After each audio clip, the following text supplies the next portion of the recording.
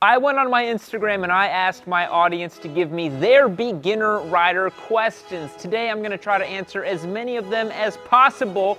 Let's get into it. All right, we follow a first come, first serve thing here on Yami Noobs. Ronald Nonkeys asks tips for smoother shifting. So when it comes to shifting on your motorcycle, it's just like in a car. You want to let off the throttle gently, grab in the clutch gently, and grab everything on the shifter gently as well.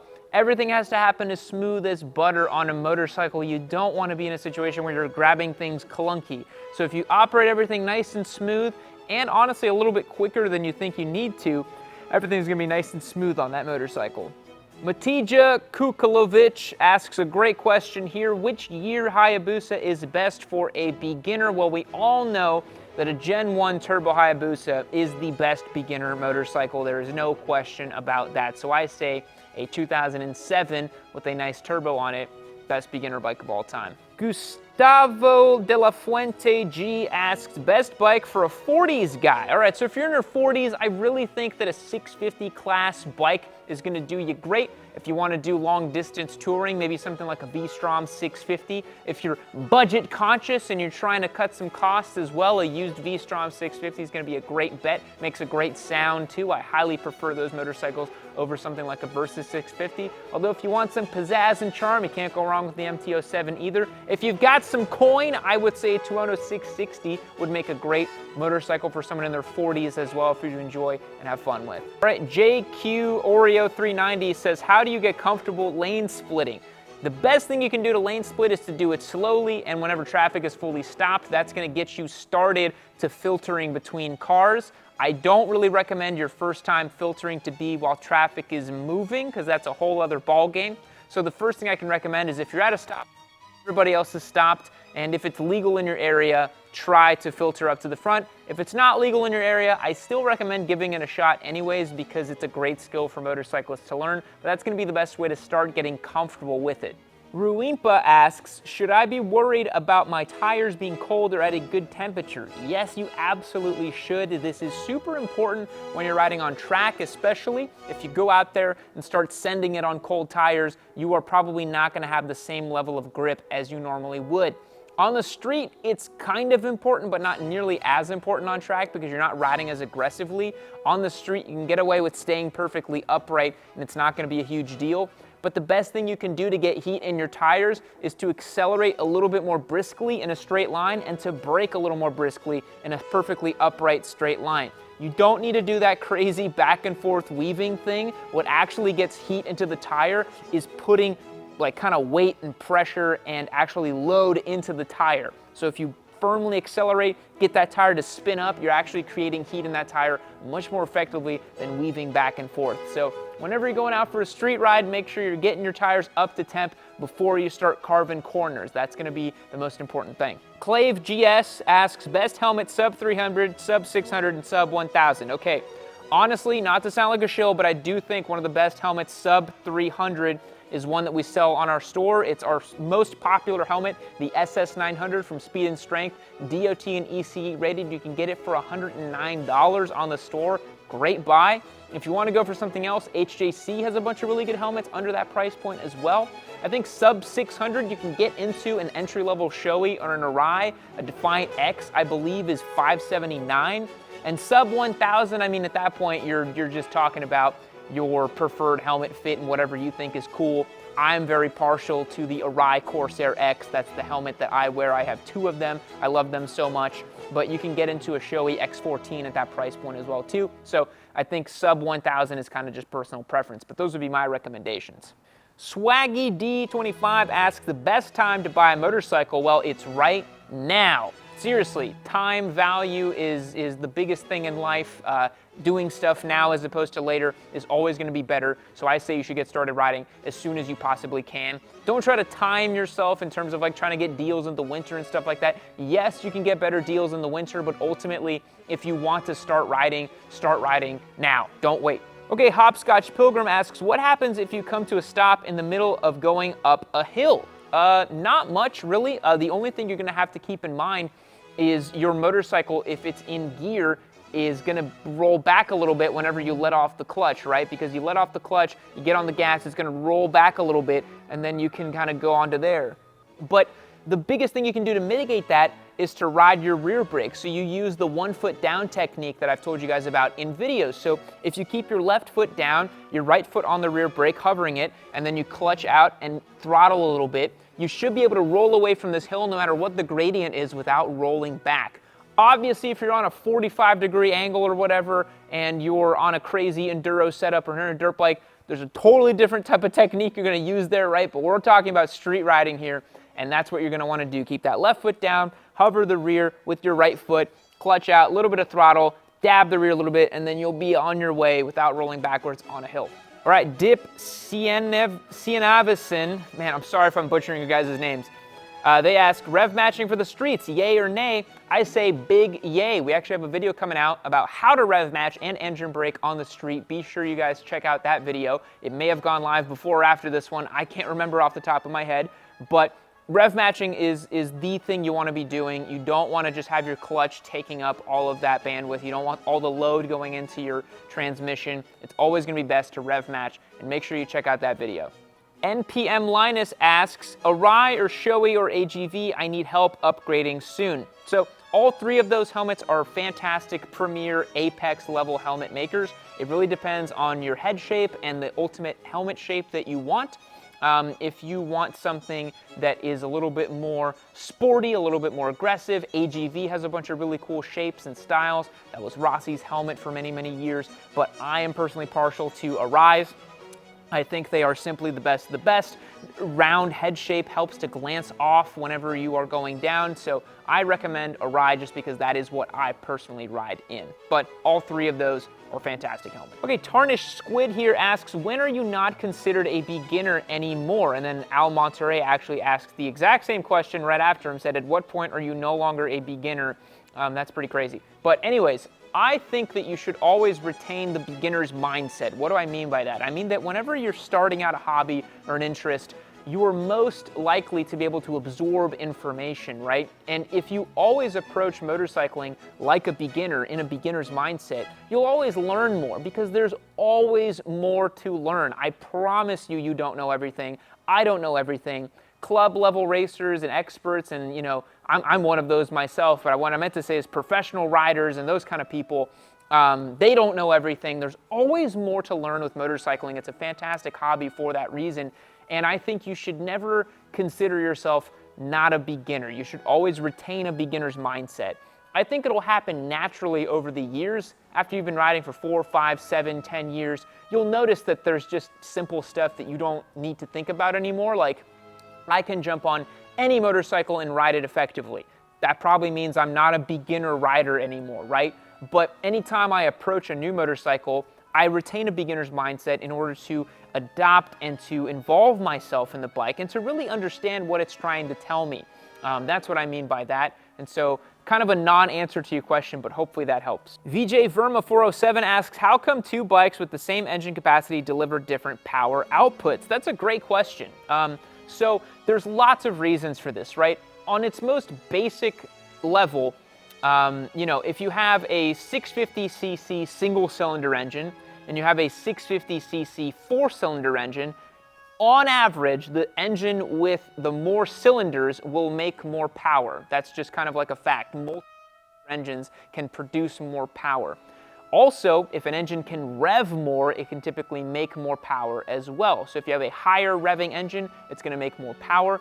If you have an engine that has a different bore and stroke ratio, if it's a shorter stroke engine, it typically means it can rev higher as well. You might have a cam profile that's more aggressive, meaning that you can allow more air and more exhaust gases to flow out of that engine as well. So there's a lot of factors as to why one 650cc engine may make less power than another 650cc engine, but so those some of the considerations you have to think about. It might be also that you use a different fuel source. You can burn more octane as well. There's lots of reasons why a similar displacement engine might make way more power. I think a classic example would be something like a Harley Sportster 1200 versus a 1300cc Hayabusa, right? they're only 100 cc's apart, and yet one makes triple the horsepower that the other one makes. Partially because, like I said, more cylinders, more advanced motorcycle, liquid cooling, a more aggressive cam, can rev higher, all that good stuff. So it's a big, complicated subject. We might make a whole video about that because that is a great topic, but thank you for the question. I appreciate it. Ashnaveen007 asks, at what speed should you be hitting a corner or a bend, and how much should you lean? Well, that's highly dependent on the type of corner, right? No matter where you're going, there's gonna be corners on the road, right? And each corner is going to indicate how much you can lean and how fast you can go. If you're going around a hairpin corner, you're not gonna be able to go at 100 miles per hour. Whereas if you're going along a big sweeper, you might be able to hit that at 100 miles per hour, right? So I think it's hard to say definitively what speed and what lean you're gonna need for any corner, because every corner is different and will require a different speed and a different lean angle that you're comfortable with. So that's kind of a very broad question to answer. Cheval Sauvage asks, how about you take a full newbie track day walkthrough? Apologies if you have already. We actually have a video coming out about that. I think in February, we're gonna do a complete first-time track day rider guide. We're gonna show you guys what you need to do with your bike, what you need to do with the organization, how you should approach it mentally, everything you need to know about your first time at the track, so be tuned for that video. M4D.PNG asks, is it true you can jumpstart a bike with a dead battery by pushing it in second gear? Yeah, to an extent, you can jumpstart a bike. I've done it before where if you have a buddy, you can put the bike in second gear, get it rolling, and that's gonna give it enough charge in the, I can't remember, I think the stator or the battery system in the bike or whatever. All I know is that it works, right? You push this bike up to about 10 or 15 miles per hour, and then you hit the ignition, and you can typically get the bike going. It's not that reliable. I have been in some situations where you can't get a bike going like that, but it can be a technique that you can use if you're in a pinch and you don't have a way to get a new battery or charge the old existing battery, or you just simply have a dead battery. So it's a pretty good tip. So Andrew Thompson asks, how do you find a bike you like if dealerships don't offer test rides? Man, that is a tricky one, right? Because a lot of dealerships will not let you test ride a motorcycle, especially if you're a new rider or something like that. One of the best ways to do it is to rent the motorcycle using a rental service. If you have in your area something like Twisted Road, which we are actually partnered with over on yammynoob.co, our members get 10% off on all their Twisted Road rentals. So hit the link below and become a member if you haven't yet. But that's a great way, right? If you can't find the exact model you're looking at, you could maybe find something similar, right? Like maybe if you want a Triumph Bonneville, you could rent a Royal Enfield or maybe a Sportster or something kind of similar, right? Those are pretty different bikes, but that's a way for you to at least test ride the style of bike you're looking at. And if you get lucky, you might be able to rent and test the bike that you were actually trying to buy. However, dealerships are pretty amenable. If you show up with a little bit of cash, maybe a collateral, you drop it off with them, be like, hey, look, I want to test ride the bike. Here's some stuff that you can keep in case I drop it or something happens to me or blah, blah, blah. They might do it, but some dealerships are pretty shy, because I've heard here in Austin there was a dealership that let somebody test ride a bike and they actually died on the test ride. So that's pretty awful and terrible, and from a legal perspective, I don't even know what happens after that point, and I don't want to find out. So that's something to keep in mind as well. Harrison Ellis asks, how do I know when to switch gears on a bike that doesn't have a gear or rev indicator? Well, typically a motorcycle that doesn't have either one of those probably doesn't have a super high performance engine. If it's a really old motorcycle, it may not have a RPM cut at the top. So a lot of these motorcycles have what's known as an RPM cut, where they're actually, you try to rev them out to redline, and at some point they'll stop and just start pinging towards the limiter, because it's trying to make sure that you don't just keep revving it till it blows up. You probably won't have that issue. All you have to do is really listen. If you wind the bike out, you can hear at some point where it's asking you to shift up a gear or shift down a gear as well. Just be more in tune with your bike while you ride it, and then you should be able to understand at what point you should shift the motorcycle. Okay, Rohink Awashol asks, I got a Continental GT, but at the time I didn't know that I had to ride it 30 miles to college, convert it to an INT 650. I really don't think a 30-mile commute is that big, and the Continental GT is pretty comfortable. I've actually ridden one of those bikes. I don't think you need to convert it to an INT 650. It'd probably be pretty simple to put on a set of handlebars if you really wanted to, but overall, I think you'd be okay. Steven Z. Gao asks, what does it feel like riding a motorcycle for the first time? We actually made a video about this, so if you look up, how does it feel to ride a motorcycle for the first time, Yami Noob, I think you can find a video I made about 4 years ago talking about this subject. But I think you'll be surprised at how visceral it feels. Motorcycles are incredibly tactile, very agile, very willing to change direction and to react to your every input so much more than a car, especially because there's no steering, right? Like you are just connected directly to what the steering is doing on a motorcycle. So it feels really good. And then also the feeling of it tipping over into corners, it feels really natural and really fun too. And then depending on the bike that you're riding, it's gonna feel really fast too, right? I think no matter where you're coming from, you jump on any motorcycle, it's gonna feel pretty dang speedy. So that's a really cool thing about them too. Guys, I wanted to take a quick second to pause the beginner rider questions and tell you about our beginner bike giveaway is this KTM RC390 that's been sitting next to me so patiently throughout this whole video. If you hit that link below to yaminoob.co, you can become a member, join our Discord server. It's a ton of fun, and you'll get automatically entered to win this KTM RC390 along with all of our other giveaway motorcycles as well. We have a ton of amazing bikes up for grabs right now. This KTM RC390, a Ducati Street Fighter V4S, a Tuono 660 factory, and our new modern classic bike as well. Hit that link down below, join and become a member. You are not going to want to miss it. Now let's get back to these questions. Okay, Nick Cone Official asks a great question. They say, why does the Aprilia Tuono and the Hyundai Sonata have the same headlight? I've been asking myself this same question. Whenever I see a Hyundai Sonata, I'm like, why does that look like an Aprilia Tuono? I don't know. I think we're coalescing around one single design language, and Aprilia might have just had a tempestuous little relationship with Hyundai or vice versa, because it's literally the same headlight design, and it's really weird. Ali BVNN asks, how can I do a wheelie? Well, there's lots of ways. Depending on the motorcycle you're on, if you're in first gear, you can maybe give it a little whack of throttle and you can feel the front end lift a little bit. That's your first kind of foray into feeling the front wheel lift a little bit. If you're on a little bit more powerful motorcycle, maybe a 400 or a 650cc, you can do what's known as a clutch up, which is when you're in second gear or first gear if you're feeling ambitious. You roll on the gas, you kind of flick the clutch a little bit, you rev out a little bit, you kind of do this motion and you kind of feel the front lift a little bit. The most important thing you want to do when you're doing a wheelie is to cover your rear brake in case you start bringing it way up. You dab the rear and you can bring it back down. But when doing wheelies, it's super important to practice them in a parking lot for many, many, many, many weeks before you go out and try to attempt them on the road. Never do them around a bunch of other cars unless you're very, very confident that you are not going to loop out. Yeah, don't be looping out on the streets and blaming me. I am not responsible for your broken ass wheelies. I'm so sorry. Okay, Phil TJ asks, when shifting gears, is it necessary to pull the clutch lever all the way in? And no, you actually can shift gears without even using the clutch at all. That's how unnecessary it is to pull the clutch in. You could be rolling on the gas, and if you just roll off the gas slightly, you'll unload the transmission and give you enough space to actually pull up a gear or down a gear.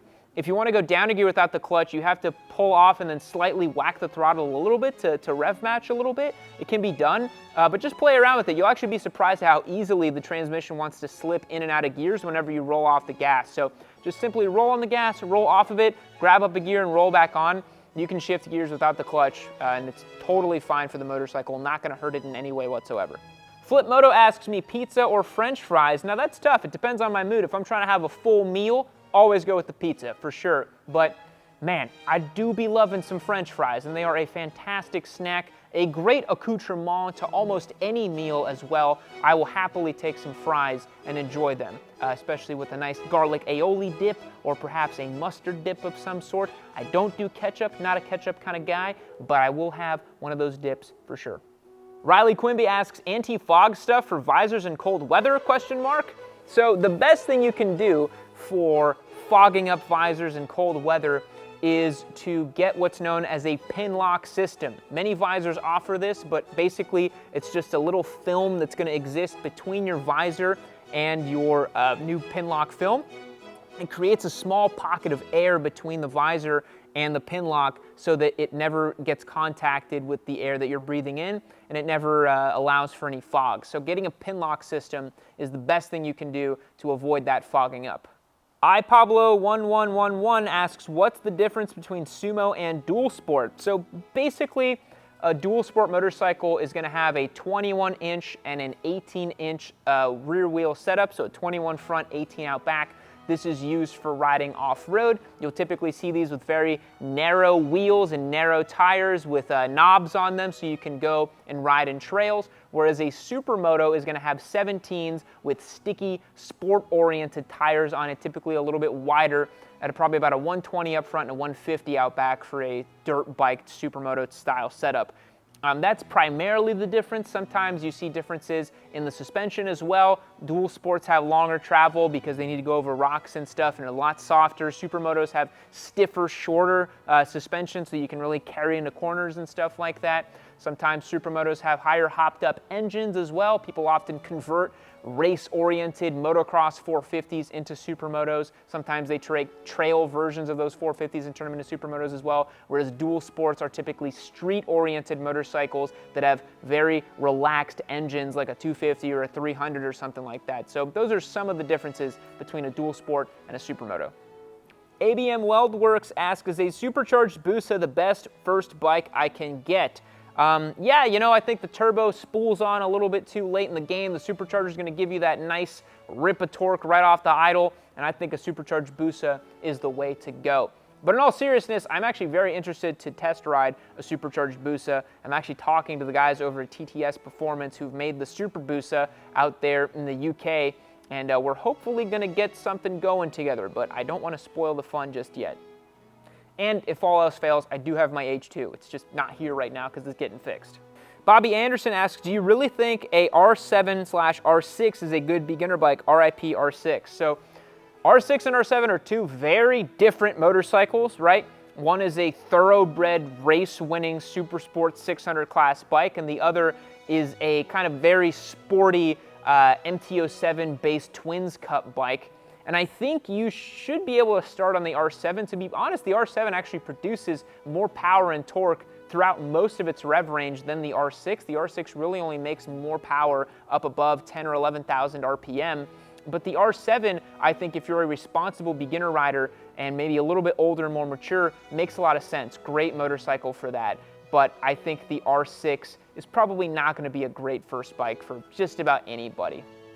Luke McLevy asks, different types of storage solutions. So one of my favorite is taking a Nelson rig tail bag and a tank bag. I like the magnetic ones personally because you can just slap them onto anything for the tank bag. And then for the tail bag, they have a strap system you can put around almost any motorcycle. And so I really love the modularity of that. I have a tank bag right now on a Tiger 1200 Rally Pro that we're going to be doing some content with later in the year. That's going to be really cool. But once we're done doing that content, I can remove that bag and put it on any other motorcycle as well. So I'm really fond of those modular Nelson rig systems. We actually sell those on the store as well too. All right, folks, last question here from Chris Goodwin. He says, person in their 30s is less impulsive than person in their 20s, starting at 750 versus 500 too cocky. It really depends on the type of 750, right? If you get a Harley Street Rod 750, you're going to be just fine. That's a lazy, fun, pokey, dumb little engine. It's going to be great. A Gixxer 750, well, that's based on a Gixxer 750 race bike. It's going to be pretty dang spicy. So I would say stick to the 500 class. You don't really need to overdo it. You have your whole life ahead of you to ride all kinds of great motorcycles, and you don't really need to go ahead and jump the gun on that 750 just yet. Well guys, thanks so much for watching today's video. I really do appreciate it. If you like what you've seen, head over to yamanoob.co, become a member, and keep the conversation going on our Discord server and get access to win this KTM RC390, the Ducati Street Fighter V4S, or the Aprilia Tuono 660 Factory, or our new modern classic motorcycle. We'll catch you guys in the next one. See you later. Keep watching.